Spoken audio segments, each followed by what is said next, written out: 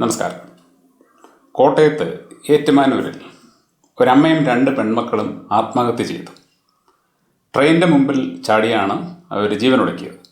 Train രാവിലെ ഏതാണ്ട് ഒരു 5 മണി കഴിഞ്ഞ സമയത്ത് വരുമ്പോൾ അതിൻ്റെ ലോക്കോ പൈലറ്റ് പാളത്തിൽ ഒരുമിച്ച് നിൽക്കുന്ന അമ്മയെയും 2 മക്കളെയും കണ്ടു. അദ്ദേഹം തുടരെ ഹോണടിച്ചിട്ടും അവർ ട്രാക്കിൽ നിന്ന് മാറിയില്ല. അവസാനം ട്രെയിൻ അവരെ ഇടിച്ച് 3 പേരുടെയും ശരീരങ്ങൾ ഛിന്നഭിന്നമായിപ്പോയി. തിരിച്ചറിയാൻ സാധിക്കാത്ത തരത്തിലായിരുന്നു ശരീരങ്ങളെന്നാണ് വാർത്തകളിലുള്ളത്. മരിച്ചുപോയ യുവതിയുടെ പേര് ഷൈനി എന്നാണ്. 11ഉം 10ഉം വയസ്സ് പ്രായമുള്ള 2 പെൺമക്കളെയും കൂട്ടിക്കൊണ്ടാണ് ഷൈനി ഇങ്ങനെ ഒരു തീരുമാനമെടുത്തത്. ഇവിടെ നമ്മൾ ആരെയാണ് ഈ ആത്മഹത്യക്ക് കുറ്റപ്പെടുത്തേണ്ടത്? ഒന്നാമത് നമ്മൾ കുറ്റപ്പെടുത്തേണ്ടത് ഷൈനിയെ തന്നെയാണ്. എന്തിനവളത് ചെയ്തു? അവൾക്ക് മരിക്കേണ്ട വല്ല കാര്യവുമുണ്ടായിരുന്നു? എങ്ങനെയെങ്കിലുമൊക്കെ ജീവിച്ചുകൂടായിരുന്നു എന്നൊക്കെ നമ്മൾ ചോദിച്ചേക്കും. പക്ഷേ ഒരു വ്യക്തി ആത്മഹത്യ ചെയ്യാൻ തീരുമാനമെടുക്കണമെങ്കിൽ അവർ കടന്നു പോയിട്ടുള്ള വേദന എത്ര വലുതാണെന്ന് നമുക്ക് ഒരിക്കലും അറിയാൻ പറ്റില്ല. അത് ആ വ്യക്തിക്ക് മാത്രമേ അറിയാൻ പറ്റൂ. വേദപുസ്തകത്തിൽ യേശുക്രിസ്തു പഠിപ്പിക്കുന്നുണ്ട്, നിങ്ങൾ ആരെയും വിധിക്കരുത് എന്ന്. കാരണം മറ്റൊരു വ്യക്തിയുടെ ശരിയായിട്ടുള്ള അവസ്ഥ അതേപടി മനസ്സിലാക്കാൻ ലോകത്ത് മറ്റൊരാൾക്കും സാധിക്കില്ല. അത് ആ വ്യക്തിക്ക് മാത്രമേ അറിയാൻ പറ്റൂ. അപ്പോൾ ഷൈനി എന്തുകൊണ്ടാണ് ഇങ്ങനെ ഒരു കടുത്ത തീരുമാനമെടുത്തത് എന്നുള്ളത് അവൾക്ക് മാത്രമേ അറിയാൻ പറ്റൂ. പക്ഷേ അതെന്തു തന്നെ ആയാലും ശരി, അവൾക്ക് ഒട്ടും തന്നെ ജീവിക്കാൻ സാധിക്കാത്ത ഒരു അവസ്ഥയുണ്ടായി. ഇനി മരിക്കുന്നതാണ് നല്ലത് എന്ന് അവൾക്ക് മാത്രമല്ല അവളുടെ മക്കൾക്ക് പോലും തോന്നി എന്നുള്ളതാണ് നമ്മളിവിടെ പ്രത്യേകം മനസ്സിലാക്കേണ്ടത്. ഈ 10ഉം 11ഉം വയസ്സ് പ്രായമുള്ള പെൺകുട്ടികൾ അമ്മയുടെ തീരുമാനത്തിനൊപ്പം നിന്നെങ്കിൽ ആ അമ്മ അനുഭവിച്ചുകൊണ്ടിരുന്ന അതേ വിഷമം തന്നെ, അതേ മനോവ്യഥ തന്നെ ഈ പെൺകുട്ടികളും അനുഭവിക്കുന്നുണ്ടായിരുന്നു. അപ്പോൾ എന്തുകൊണ്ട് ഷൈനിക്ക് ഇങ്ങനെ ഒരു സാഹചര്യം ഉണ്ടായി എന്ന് ആരെങ്കിലുമൊക്കെ അറിയേണ്ടതായിരുന്നു. ആരും തന്നെ അതറിഞ്ഞില്ല. ഷൈനിയുടെ ഭർത്താവ് നോബി എന്ന് പറയുന്നൊരു വ്യക്തിയാണ്. അയാളും ഷൈനിയും തമ്മിൽ നിരന്തരമായിട്ട് കലഹമുണ്ടായിരുന്നുവെന്നും അയാൾ വിദേശത്ത് നിന്ന് നാട്ടിലെത്തുമ്പോഴൊക്കെ ഷൈനിയെ ശാരീരികമായിട്ട് ഉപദ്രവിക്കുമായിരുന്നുവെന്നും അതുകൊണ്ട് അയാളുടെ ശല്യം സഹിക്കവയ്യാതെ കോടതിയിൽ ഇവരുടെ വിവാഹ മോചന കേസ് നിലനിൽക്കുന്നുണ്ട് എന്നുമാണ് വാർത്തകളിലുള്ളത്. അപ്പോൾ അയാളിൽ നിന്നും വിവാഹമോചനം തേടി ഷൈനി പോയത് അയാളുടെ ഒപ്പം ജീവിക്കാൻ പറ്റാത്ത ദുസ്സഹമായ ഒരു സാഹചര്യം ഉള്ളതുകൊണ്ടാണ്.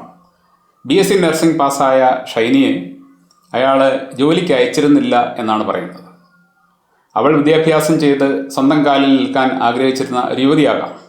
എന്നാൽ അയാളുടെ ഒപ്പം ജീവിക്കുമ്പോൾ ഒരുപക്ഷെ അയാളുടെ സകല വൈകൃതങ്ങളും സഹിച്ച് അയാളുടെ താല്പര്യപ്രകാരം മാത്രം പോകേണ്ട ഒരു സാഹചര്യം ഉണ്ടായപ്പോൾ അയാളുടെ ഒപ്പം നിൽക്കാൻ പറ്റില്ല എന്ന് ഈ അമ്മയ്ക്കും 2 പെൺമക്കൾക്കും തോന്നി. അങ്ങനെയാണ് അവൾ സ്വന്തം വീട്ടിലേക്ക് വന്നു നിന്നത്. എന്നാൽ സ്വന്തം വീട്ടിൽ അവൾ മക്കളുമായിട്ട് വന്നപ്പോൾ അവിടെയും അവൾക്ക് സമാധാനം കിട്ടിയിരുന്നില്ല എന്നുള്ളതാണ് അവളുടെ ആത്മഹത്യ നമ്മളോട് പറയുന്നത്. സ്വന്തം വീട്ടിൽ അവൾക്ക് ഒരല്പം സമാധാനം കിട്ടുന്ന അന്തരീക്ഷം ഉണ്ടായിരുന്നെങ്കിൽ, അവളുടെ വിഷമം മനസ്സിലാക്കാൻ അവളുടെ വീട്ടുകാർക്കെങ്കിലും പറ്റിയിരുന്നെങ്കിൽ അവൾ ഒരിക്കലും ഇങ്ങനെ ഒരു കടും കൈ ചെയ്യില്ലായിരുന്നു. പക്ഷേ വീട്ടുകാരും, നമ്മുടെ നാട്ടിൽ നിങ്ങൾക്കറിയാം, ഒരു പെൺകുട്ടിയെ വിവാഹം കഴിപ്പിച്ച് വിട്ടു കഴിഞ്ഞാൽ പിന്നെ അവൾ തിരിച്ച് ആ വീട്ടിലേക്ക് വരാൻ പാടില്ല എന്ന് ചിന്തിക്കുന്നവരാണ് എല്ലാവരും. അങ്ങനെ വന്നാൽ ചുറ്റുവട്ടത്തുള്ള ആൾക്കാരൊക്കെ ചോദിക്കും, എന്താ മോളിങ് പോകുന്നത്, ഭർത്താവുമായിട്ട് പിണങ്ങിയോ, എന്താണ് പ്രശ്നം? അങ്ങനെയുള്ള കാര്യങ്ങൾക്ക് നമ്മൾ വളരെ വലിയ ഇമ്പോർട്ടൻസ് കൊടുക്കുന്നുണ്ട്. നമ്മൾ പറയണം, അങ്ങനെ മോള് പിണങ്ങി വന്നിട്ടുണ്ടെങ്കിൽ അതെ അവൾക്ക് ഇഷ്ടമല്ല അവിടെ നിൽക്കാൻ, അവളിങ്ങ് പോരുന്നു, നിങ്ങൾക്ക് എന്താ കുഴപ്പം? ആ രീതിയിൽ തന്നെ ഡീൽ ചെയ്യാൻ പഠിക്കുന്നതിന് പകരം അഭിമാനം, ദുരഭിമാനം മുതലായ കാര്യങ്ങളാണ് പല വീട്ടുകാർക്കും ഉള്ളത്. അപ്പോൾ അങ്ങനെയുള്ള ചോദ്യങ്ങൾ ബന്ധുക്കളിൽ നിന്നും അയൽക്കാരിൽ നിന്നും വരുമ്പോൾ തീർച്ചയായിട്ടും ഇവളുടെ വീട്ടുകാരും ഇവളെ മാനസികമായിട്ട് വേദനിപ്പിച്ചിട്ടുണ്ടാകും.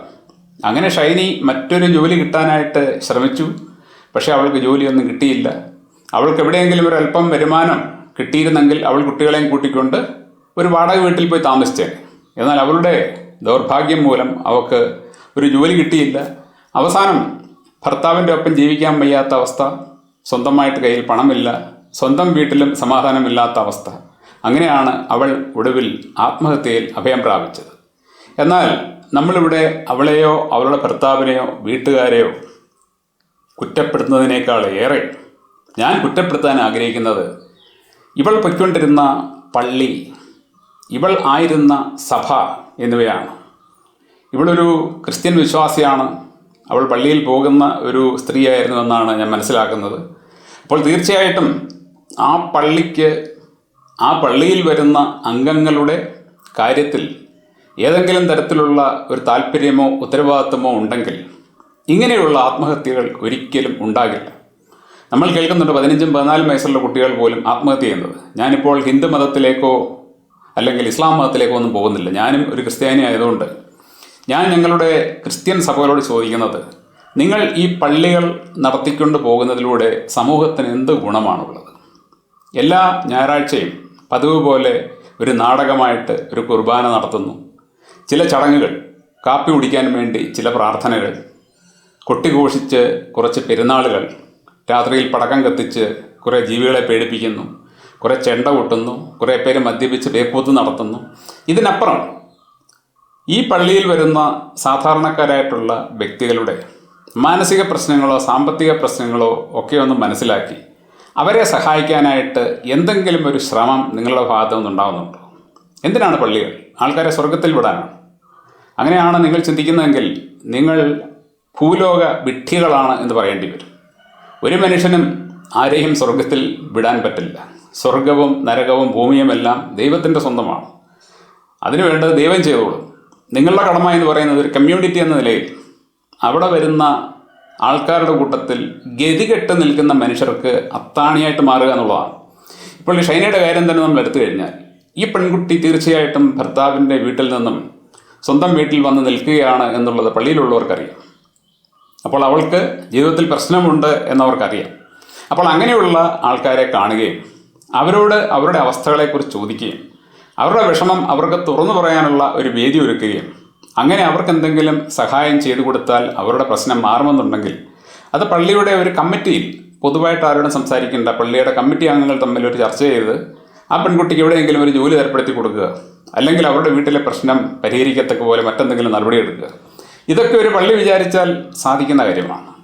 പള്ളിയുടെ ഒരു അംഗം രോഗിയായി കിടക്കുകയാണ്, അവർക്ക് സാമ്പത്തിക ബുദ്ധിമുട്ടുണ്ട് ഉണ്ടെങ്കിൽ ആ വ്യക്തിയെ സഹായിക്കാൻ വേണ്ടത് ആ പള്ളി ചെയ്യണം. ഒരുപക്ഷെ ആ പള്ളിയിൽ തന്നെ നല്ല സമ്പത്തുള്ള ആൾക്കാർ കാണും.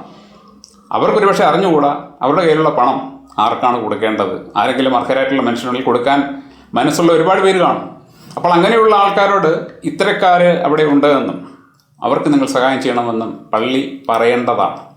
അതാണ് ഒരു ക്രിസ്ത്യൻ ചർച്ച് ഡെഫിനറ്റായിട്ടും യേശുവിനെ പിന്തുടരുന്നുണ്ടെങ്കിൽ ചെയ്യേണ്ടത്. യേശു ക്രിസ്തു ഭൂമിയിൽ വന്നപ്പോൾ ഞാൻ നിങ്ങൾക്ക് വേണ്ടി പ്രാർത്ഥിച്ചോളാമെന്ന്, ഞാൻ നിങ്ങൾക്ക് വേണ്ടി കുർബാനയില്ലിക്കൊള്ളാമെന്നും ഒന്നുമല്ല പറഞ്ഞിട്ടുള്ളത്.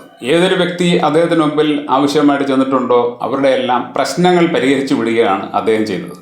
പ്രശ്നങ്ങളുള്ള ആൾക്കാരെ അങ്ങോട്ട് എന്ന് പോലും യേശു ക്രിസ്തു കാണുമായിരുന്നു. അപ്പോൾ ഒരു സഭയുടെ ദൗത്യം എന്ന് പറയുന്നത് കുറഞ്ഞത് ആ സഭയിലെ അംഗങ്ങളുടെ കൂട്ടത്തിൽ ദുരിതം അനുഭവിക്കുന്ന ആൾക്കാർക്കെങ്കിലും തണലായിട്ട് മാറുക എന്നുള്ളതാണ്. നിങ്ങളെല്ലാവർക്കും ഉപകാരം ചെയ്യേണ്ട കാര്യമില്ല. പ്രയാസമുള്ള ആൾക്കാരെ കണ്ടെത്തണം.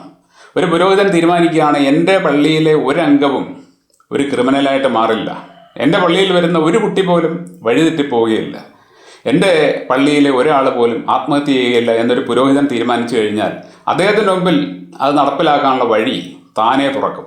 എന്നാൽ പള്ളി എങ്ങനെയെങ്കിലും എന്നാലും നടത്തിക്കൊണ്ട് പോകണം, പള്ളി പൊളിച്ച് പണിയണം, പുതിയ കാർപ്പറ്റ് ഇടണം, പുതിയ കുരിശ് വാങ്ങണം, പുതിയ കുരിശടി കെട്ടണം, ഈ വക കാര്യങ്ങൾക്കപ്പുറത്തേക്ക് ഒരു പുരോഹിതന്മാർക്കും ജനങ്ങളുടെ കാര്യത്തിൽ താല്പര്യമില്ല. ഇപ്പോൾ ഈ ഷൈനി എന്ന് പറയുന്ന പെൺകുട്ടി നമ്മുടെ മുമ്പിൽ വളരെ വലിയൊരു ചോദ്യചിഹ്നമായിട്ട് നിൽക്കുകയാണ്. ആ 2 പിച്ചു കുഞ്ഞുങ്ങളെയും കൂട്ടി അവൾ ആത്മഹത്യ ചെയ്യാൻ പോയെങ്കിൽ അവൾക്ക് അവരുടെ പ്രശ്നങ്ങൾ തുറന്നു പറയാനും അങ്ങനെ തുറന്നു പറഞ്ഞ് ആ പ്രശ്നങ്ങൾക്കൊരു പരിഹാരം കിട്ടാനും വഴിയില്ലാതെ പോയതുകൊണ്ടാണ്. അങ്ങനെ ഒരു വഴി അവർക്ക് തുറന്നു കൊടുക്കാൻ കടപ്പെട്ട ക്രിസ്ത്യൻ സഭകൾ അല്ലെങ്കിൽ പള്ളികൾ, ഞാൻ ഇപ്പോൾ ഷൈനിയുടെ പള്ളിയെക്കുറിച്ച് മാത്രമല്ല പറയുന്നത്, നമ്മുടെ ഈ നാട്ടിലുള്ള എല്ലാ പള്ളികളും, എല്ലാ സഭകളിലെ എല്ലാ പള്ളികളും അവരുടെ സഭയുടെ വളർച്ചയ്ക്കപ്പുറം അവരുടെ സമൂഹത്തിൽ തന്നെയുള്ള ഗതികെട്ട ആൾക്കാരുടെ പ്രശ്നങ്ങൾക്ക് വേണ്ടി ഒരിക്കലും ചിന്തിക്കാറില്ല, അതിനുവേണ്ടി പ്രവർത്തിക്കാറില്ല. ഇനിയെങ്കിലും നമ്മുടെ പള്ളികളും അതിൻ്റെ ഭരണാധികാരികളും നേതാക്കളും നിങ്ങളുടെ കൂട്ടത്തിലുള്ള ഏറ്റവും ഗതികെട്ട ആൾക്കാർക്ക്, മാനസികമായിട്ടോ സാമ്പത്തികമായിട്ടോ ഒക്കെ ബുദ്ധിമുട്ടുന്ന, ശാരീരികമായിട്ടോ ഒക്കെ ബുദ്ധിമുട്ടുന്ന ആൾക്കാർക്ക് എന്തെങ്കിലുമൊക്കെ സഹായം ചെയ്തു കൊടുക്കാൻ പറ്റുമെങ്കിൽ അത് ചെയ്യാനുള്ള വഴികൾ കണ്ടെത്തണം. അതിനുവേണ്ടി ശ്രമിക്കണം. നിങ്ങൾ നടത്തുന്ന പ്രാർത്ഥനകളെക്കാളൊക്കെ മൂല്യമുള്ളത് ഇത്തരത്തിലുള്ള പ്രവൃത്തികളാണ്. ഇത്തരത്തിലുള്ള പ്രവൃത്തികൾ ചെയ്യാൻ വേണ്ടിയാണ് ക്രിസ്തു ഭൂമിയിലേക്ക് വന്ന് ഒരു സഭ സ്ഥാപിച്ചത്. എന്നാൽ ഇന്ന് വഴിതെറ്റി സഞ്ചരിക്കുന്ന ഒരു കൂട്ടം ആൾക്കാരായിട്ട് മാറിയിരിക്കുകയാണ് എല്ലാ ക്രിസ്ത്യൻ സഭകളും. ഞാൻ കേട്ടിട്ടുള്ളൊരു കാര്യം കൂടി പറയാം. അതായത് വടക്കേ ഇന്ത്യയിൽ സിഖുകാരുടെ കൂട്ടത്തിൽ ഒരൊറ്റ ഭിക്ഷക്കാരൻ പോലും ഇല്ല. ഒരു സിഖുകാരൻ പോലും, ഒരു സർദാർ പോലും ഭിക്ഷ എടുക്കുന്നതായിട്ട് നിങ്ങൾ കാണാൻ പറ്റില്ല. കാരണം ആ കമ്മ്യൂണിറ്റി അവരെ പ്രൊട്ടക്റ്റ് ചെയ്യുന്നുണ്ട്. ഇങ്ങനെ ഓരോ കമ്മ്യൂണിറ്റിയും മിനിമം അവരുടെ ആൾക്കാരെയെങ്കിലും ഒന്ന് സഹായിക്കാൻ വേണ്ടി ശ്രമിച്ചാൽ എത്ര മാറ്റം നമ്മുടെ സമൂഹത്തിലുണ്ടാകും. Thank you.